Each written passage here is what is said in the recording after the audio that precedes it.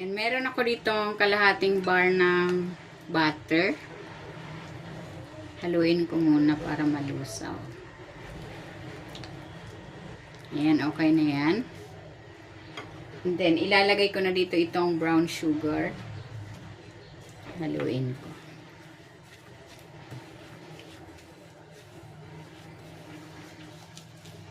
Ayan, okay na yan. Maglalagay ako dito ng isang itlog.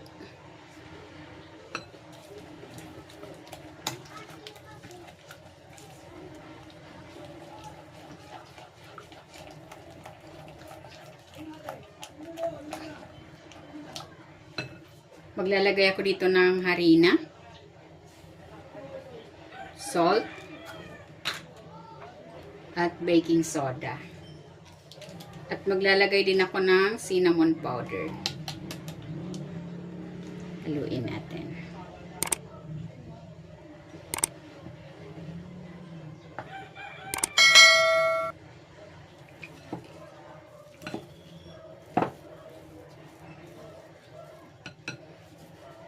And then, maglalagay na ako dito ng oatmeal.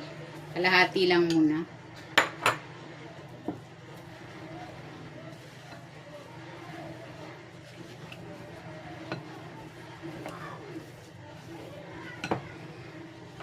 Ilalagay ko na yung natitira pa.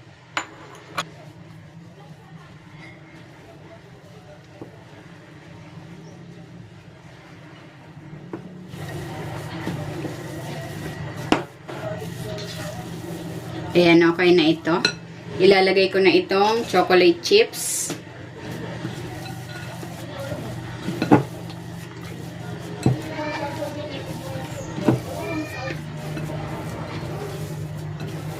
Ayan, okay na itong ating mixture. Pwede na natin itong i-mold.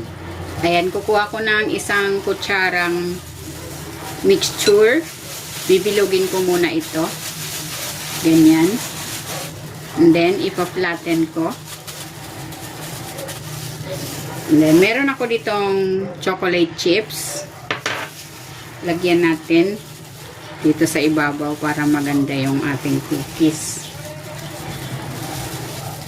Ayan, ganyan lang. Uulitin ko lang ang proseso sa natitira pa nating mixture. Ayan, ito na yung mini cookies. Nakagawa ako ng 24 peraso. Pwede na natin itong lutuin. I-grease muna natin itong kawali.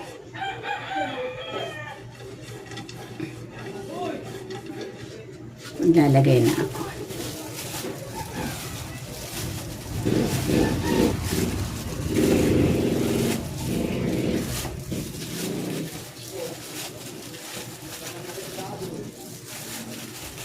And then, tatakpan ko ito. Lutuin natin yan for mga 10 to 15 minutes over low heat.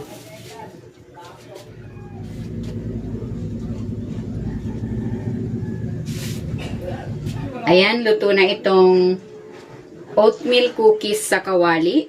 Hahanguin ko na ito.